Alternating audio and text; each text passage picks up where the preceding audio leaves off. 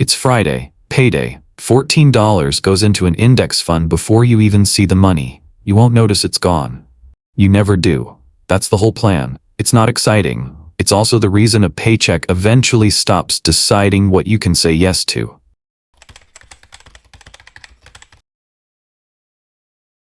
You're 22. The warehouse smells like cardboard and cold metal. 7 a.m. shift. Fluorescent lights that hum just loud enough to notice. Your shoes are Asics. $54. Bought on sale because the $60 pair felt irresponsible. The sole's already splitting on the left one. You wrap it in packing tape from the warehouse floor. Nobody asks. Nobody notices. Your paycheck lands every other Friday. $690 after taxes. Sometimes less, depending on how many Instacart batches you picked up that week. That's the part nobody outside this life understands. The number isn't fixed.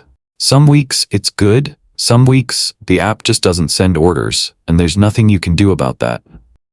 Rent is $590. Split with 2 roommates in a house that smells like someone else's cooking every single night. Groceries, gas, phone bill. What's left disappears somewhere you can never quite name by the following Wednesday. One Friday, you download an app. Set up a transfer. $25. Every payday. Into an index fund a guy on TikTok mentioned once offhand like it wasn't important. $25 is nothing. $25 is also that month, the difference between a full tank and driving on fumes for 3 days. Timing the light so it doesn't hit E on a hill. You almost cancel the transfer, twice. You don't. 3 months later, your car needs a battery. $91. You don't have it sitting anywhere convenient. It goes on a card at 24%. You spend 6 weeks paying it off before you touch the $25 again. This is the part nobody puts in the highlight reel. The scarcity years. The years where $40 decides if you eat out or eat rice for 4 days straight. Here's what's actually happening underneath it though. Every dollar in that index fund is a dollar with the potential to grow without needing another hour of your labor. It might sit there and multiply, it might dip first. Either way, it's not asking you to show up for it tomorrow. Every dollar on that card at 24% does the opposite. It costs you more of tomorrow to pay for today. Same number, opposite direction. You don't fully get that yet. You just know the transfer makes you a little uneasy every 2 weeks and a little more comfortable every few months. In a way you can't explain to anyone in the group chat. One night, your roommate Deshaun asks what you're doing on your phone so much before bed. You show him the app, the balance, $610 at that point. He laughs, not mean, just genuinely confused. That's it? You've been doing this for like 4 months? Yeah, you say, and it's just sitting there. Pretty much. He shrugs, says that's not really his thing. He'd rather have the money now, while he's young enough to enjoy it. You don't argue. You don't have a comeback ready. Honestly, some nights, you're not sure he's wrong. That's the part that doesn't make it into the story people tell later. The doubt. The real, ordinary doubt at 11 p.m., wondering if you're the one being foolish. Wondering if Deshaun's right, and you're just delaying a life you could be living now. You don't have an answer for him that night. You just don't cancel the transfer. Trey gets hired the same month as you. Same starting pay, almost to the dollar. Trey's the guy who flips sneakers. Buys a pair of limited Jordans for $220, resells them on StockX for $400 by the weekend. He's not reckless. He works hard, and he's enjoying money he earned. He's just playing a different game, and he's good at it. He shows you the resale app at lunch one day. Screenshot of a $400 sale. Grinning? You nod. Say that's awesome because it is. You don't mention the $25. There's nothing to show him. No screenshot worth sending. Just a number sitting quietly in an account nobody's impressed by. By the end of the year, the index fund holds $640. You check it more than you'd like to admit. Some nights, twice. Trey, by the end of the year, has made close to $3,000 flipping shoes. He's also spent most of it. New AirPods, a weekend trip to Miami, a hoverboard he used 4 times. You don't judge him for it. It's his money. Earned fairly. Spent on things he wanted. That's what makes the next several years interesting to watch. You're not smarter than Trey. You just built something that runs whether you're paying attention to it or not. and he built something that has to be restarted every single time, from zero. Trey was making money faster than you. You were just making money that didn't need you to keep making it. But what changes by 26 isn't the paycheck, it's the group chat. 3 years pass the way years do when nothing's happening on the outside. You're 26 now. The transfer went from $25 to $85 somewhere around your second raise. You barely felt it. It moved straight out before it ever hit your checking account. By 26, you're also putting your tax refund straight into the account instead of spending it. Something you started doing almost by accident the first year, then just kept doing because it never felt like real money anyway. $1,400 once a year added on top of everything else. Student loan payments start back up that spring. Everyone you know is doing the same math you are. Recalculating, adjusting. Nobody's excited about it. Nobody's surprised either. Marisol transfers in from another location that year. Sharp, confident, always in something new. New outfit every week. New skincare drop. A ring light in her bedroom for the videos she posts 3 times a day. She's not doing anything crazy. She's 26, she works hard, and she's enjoying it, which is a completely reasonable thing to do with money you earn. 1 lunch, she mentions Klarna. 4 payments, no interest, easiest thing in the world. She's got 6 things running through it right now, doesn't think twice about it. You don't say anything. You've learned by now that this isn't a lunch conversation people actually want to have. Here's the part that's hard to see from the outside. 4 payments of $37.50 doesn't feel like $150. It feels like nothing, 4 separate times. That's the whole design. Marisol isn't broke. Marisol is current. There's a difference. And almost nobody can tell it apart from the outside. You ask her about it once, carefully at lunch. Not to judge. You're genuinely curious. Doesn't it ever feel like a lot, all the payments running at once? She thinks about it for a second. Longer than you expect. Honestly, I don't really think about it like that. It's just, this is due Thursday, that's due next week. I just handle what's due. You nod. It makes sense the way she says it. It's only later, driving home, that you realize she described her whole financial life as a list of due dates. Nothing about what any of it added up to. You just happen to look at the total instead of the pieces. That's the whole difference. Nobody ever explains it that plainly. You just kind of trip into understanding it alone in a car on a Tuesday. The group chat plans a trip that summer. Nashville, 4 days. Everyone's in. You do the math. Flight, hotel split 4 ways, the stuff you'd actually spend once you're there. Comes out around $600. You have $600. You also know what $600 becomes in the fund, left alone for 14 years. You did that math at 1 a.m. once and didn't tell anyone. You say you can't make it. Work thing. Not entirely a lie. The trip happens without you. The photos show up in the group chat for a week straight. Beach, rooftop bar, somebody's birthday cake with a sparkler in it. You like every photo. You mean it too. You're happy for them. But there's a specific kind of quiet that sets in when you're the only name missing from a photo everyone else is in. Nobody asks why you didn't go.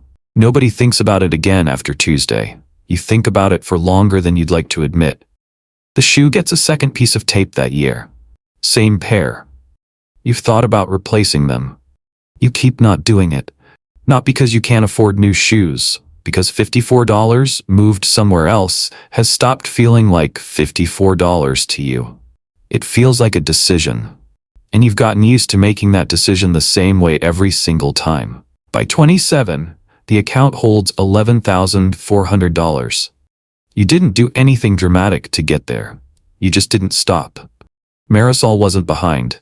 She just built a life that needs the next paycheck to show up exactly on time, forever, without ever missing. You think about that a lot, actually. More than you think about the trip you missed. But the real test doesn't come from a trip you skipped. It comes from watching $11,000 disappear in 6 weeks and doing absolutely nothing about it. The jump between 27 and 28 isn't just the market being kind. You got promoted that year, dispatch coordinator instead of floor picker, and the raise came out to almost $9,000 a year. You don't touch the lifestyle. The whole raise goes straight into the transfer, on top of everything already running. That's the part that actually moves the number, not the $25 by itself. The $25 turning into $200, then $400, every time the paycheck got bigger and the apartment didn't. 28.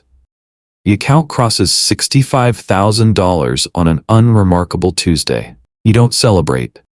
You've learned by now that the number doesn't feel like anything on the day it happens. It just sits there, quiet, slightly bigger than yesterday. 3 weeks later, the market drops 21%. Over 7 weeks, 65,000 becomes 51,400. You watch it happen in real time in 15-minute increments, on your phone, during your lunch break. This is the first real test. And it doesn't feel like a test while it's happening. It feels like watching $14,000 evaporate while you sit in a break room eating a sandwich, doing nothing about it, because there's nothing productive to do about it.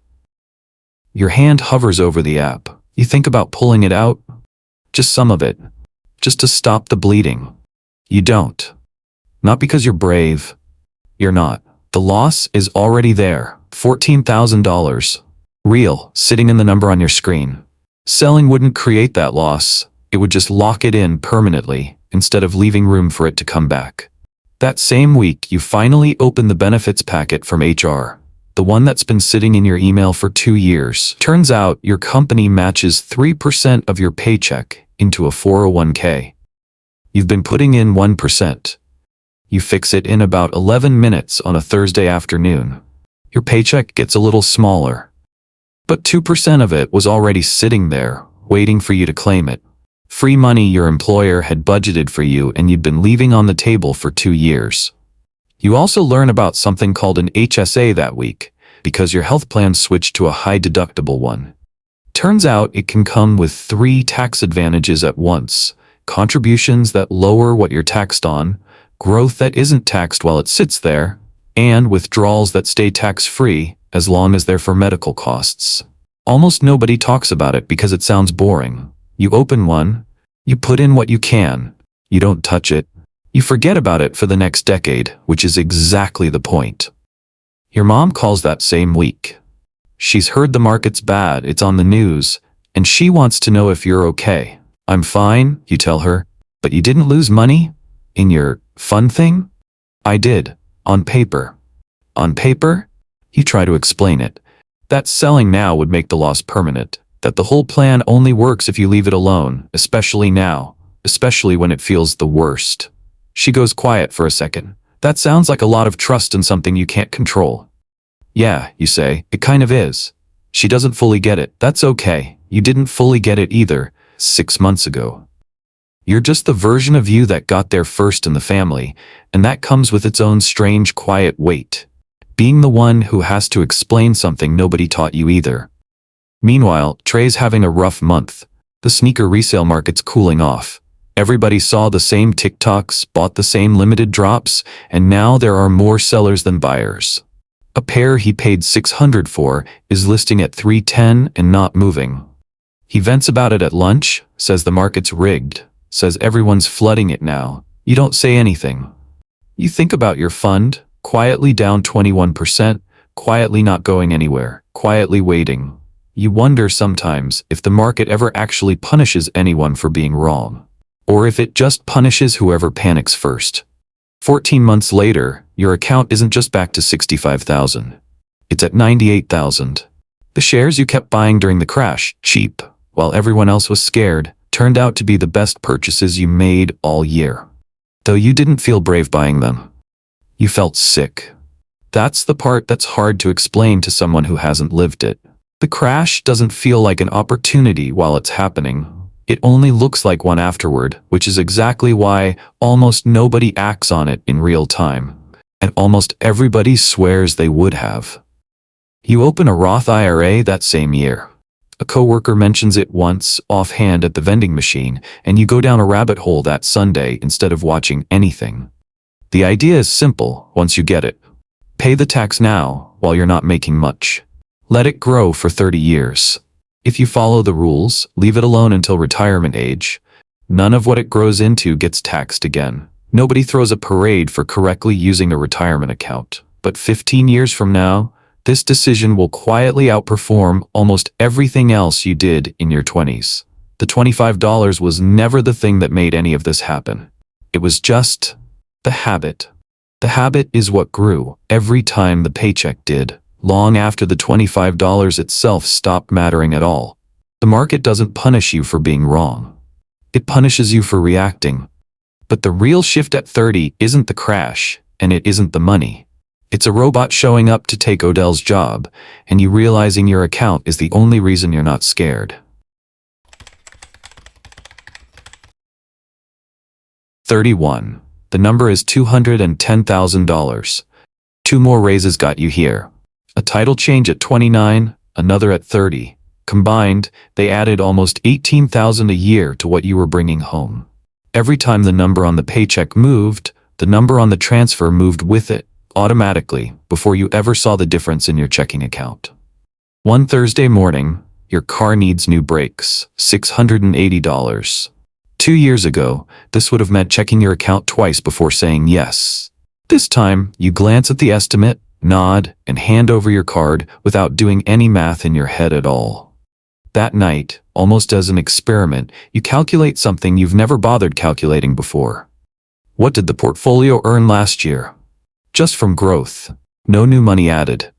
$14,800. Your raise that year after taxes came out to about $11,000. Your money made more than your raise did. It didn't clock in. It didn't sit through a Monday morning meeting. It didn't wrap tape around a splitting shoe sole to make it through another shift. You sit with that number longer than the 200,000 mark, longer than you expected to. Around this time, the warehouse announces something. New automation system. Robots handling the sorting lines that used to take 12 people per shift. They're calling it efficiency. Everyone else is calling it what it actually is. 30% of the night crew gets cut over the next 2 quarters. Odell's one of them.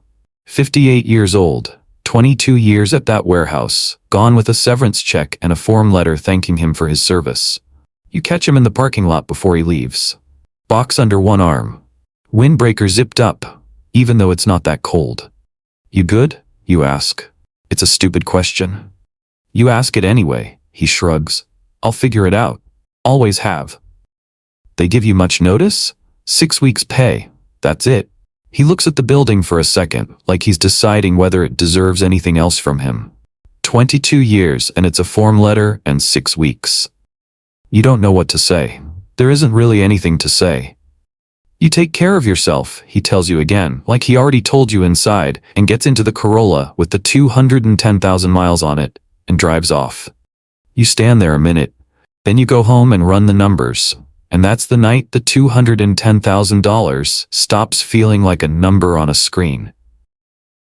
It starts feeling like a wall between you and that parking lot. You used to think retirement meant a beach somewhere, a hammock. Not working ever again for the rest of your life. Watching Odell drive off in that Corolla, you understand it differently for the first time. It was never about the beach. It was about a form letter not being able to end your whole life in one afternoon. It was about 22 years, meaning something more than 6 weeks of severance pay. You're not retired. You're 31. You get up for a shift tomorrow, same as always. But for the first time, you understand what you're actually building toward, not an ending. A door that's always unlocked, even when you have no plans to walk through it. Nobody talks about the fun that way. Everyone talks about it like a retirement thing, some far-off number for when you're 65. Nobody tells you it's also just a cushion. Quiet, boring, sitting there in case the floor moves. Jordan finds out the real number that spring. Tax documents left open on the shared laptop, completely by accident. She doesn't say anything for a full day. That night, over dishes, she finally asks the question you've been quietly dreading since you met her. Why do you still wear those shoes? The ones with tape on the sole. When none of this is necessary anymore. You don't have a clean answer ready. The honest one comes out slower than you expect. It was never really about the shoes. It was about not becoming someone whose peace depends on a paycheck landing exactly on time. The way it had depended on that for almost a decade.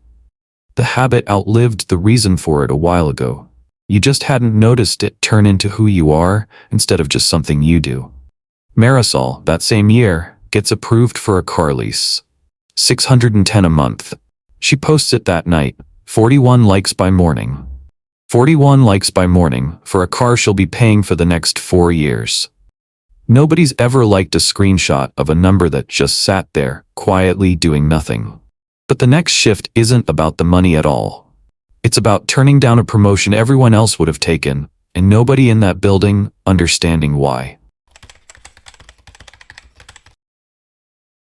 34. Your manager offers you a promotion, more money, a title with actual weight to it, and a schedule that everyone who's held the role describes unprompted as a lot. You think about it for 4 days. You turn it down.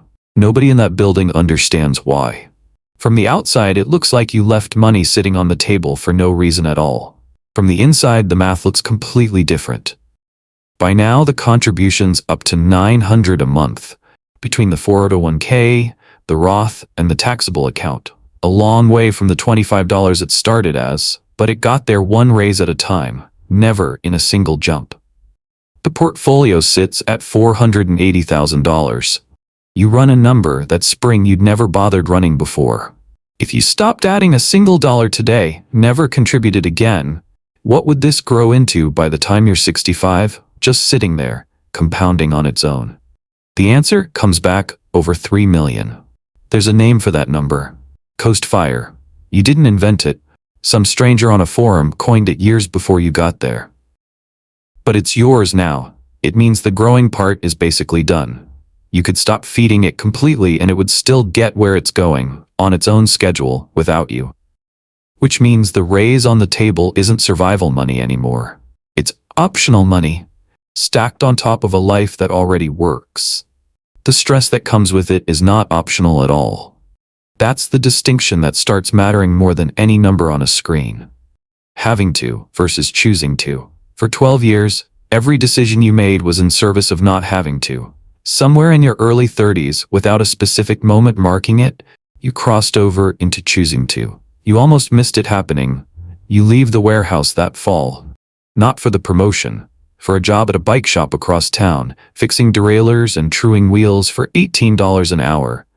Half of what you were making. Your parents don't get it. Trey doesn't get it.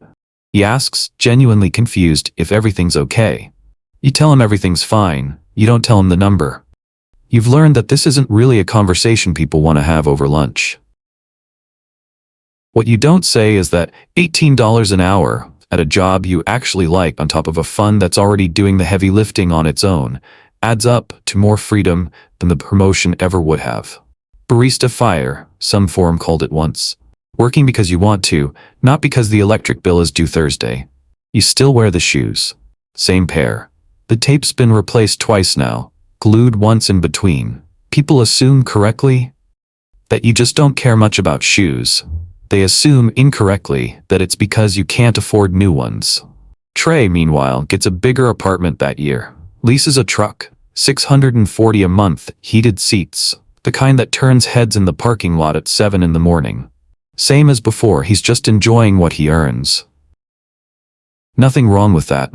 But you notice, quietly, doing math in your head you don't say out loud, that his monthly numbers went up by more than his raise did, once insurance and payments are factored in. He's not behind. He's just structurally one paycheck ahead of comfortable instead of one paycheck behind it, which you're starting to realize describes almost everyone you know, including the ones who look the most successful from across a parking lot. For 12 years, every decision was in service of not having to. Somewhere in there, without a ceremony, it became about choosing to. But choosing to comes with a cost nobody warns you about. The friends who used to talk about the same things you did start talking about a different life entirely. 37. The bike shop closes on Sundays, and most Sundays now, you don't think about money at all. That's new. That's nothing. The portfolio, after 2 strong years and 1 flat one, sits at $790,000. You're contributing less now than you were at the warehouse. The bike shop pays less, and the transfer shrank to match it. But 3 years of a $480,000 head start, left alone, did most of the work on its own. You didn't need to keep feeding it as hard. That was kind of the whole point. You've stopped checking it weekly. You check it maybe once a quarter now, almost out of habit, the way you'd check the mail even when you're not expecting anything. Here's the part nobody warns you about. It's not the money that gets strange. It's the conversations. At a cookout that summer, someone from the old group chat asks what's new with you. Casual, the way people always ask it. You start talking about the bike shop, about a wheel you trued that morning that had been bent so bad the guy thought he needed a new one. Their eyes glaze slightly. Not rude. Just, this isn't the conversation they were expecting. They wanted to hear about a promotion, a raise, something that maps onto the life they're still building. You don't have that story anymore. You have a different one. And there's no easy way to hand it to someone in 45 seconds at a cookout without sounding like you're either bragging or being weird about nothing. You settle for, it's going well, which is true, and somehow harder to say than the actual truth would be. Marisol posts a story that week. New apartment, better view. A caption about manifesting the season she deserves. She's got 7 things running through Klarna right now. You know this because she mentioned it, half joking, at a birthday dinner. Nobody at the table did the math out loud. Nobody ever does. That's not what dinners are for. Trey calls you that fall, not to brag this time, to vent. The truck's up to payment number 3. The lease before didn't end well. He owed $2,000 just to walk away from it early, a fee buried in fine print he never read. He's picking up weekend shifts to cover it. You ever think about just stopping, slowing down? He asks you on that call. Sometimes, you say, which is true. You did stop, in a way, just not the way he means. Must be nice, he says, not bitter, just tired. You think about telling him the number, right there on the phone. You almost do. You don't. Not because you don't trust him. Because you already know how it lands, like a door closing on the conversation instead of opening it. People don't usually want the number. They want the feeling underneath the number, and there's no clean way to hand someone a feeling over the phone at 10 p.m. on a Tuesday. So you just tell him it'll work out. Which is also true, in its own way, whether or not he believes it right now. It isn't that you don't care. It's that the shared language you used to have with almost everyone your age has quietly stopped applying to you, one conversation at a time. And nobody handed you a replacement for it. The isolation isn't loud. Nobody's excluding you on purpose.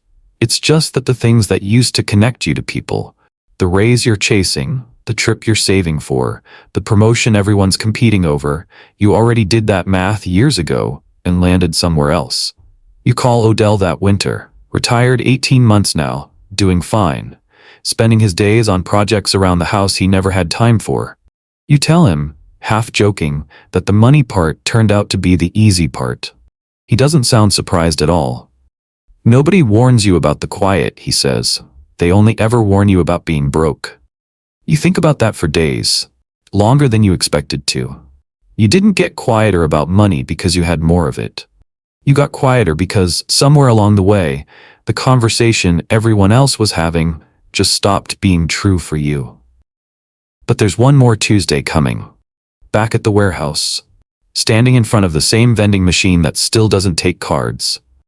And somebody there is about to do the exact same math you did 15 years ago for $25. You're 40 now.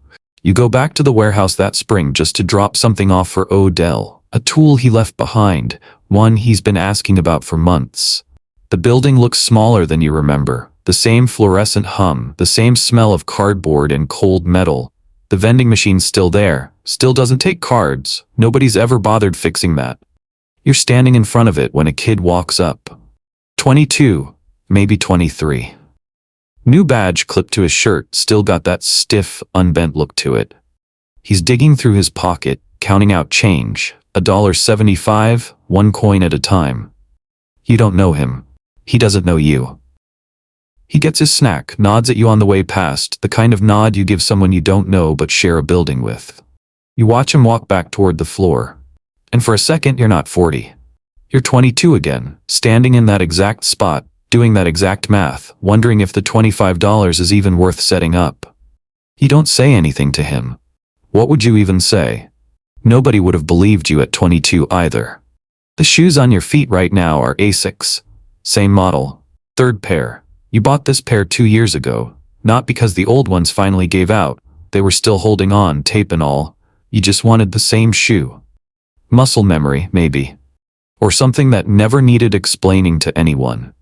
Jordan asked you once why you never upgraded to something nicer now that you could. You told her the truth. It stopped being about money a long time ago. It's just what your feet know now.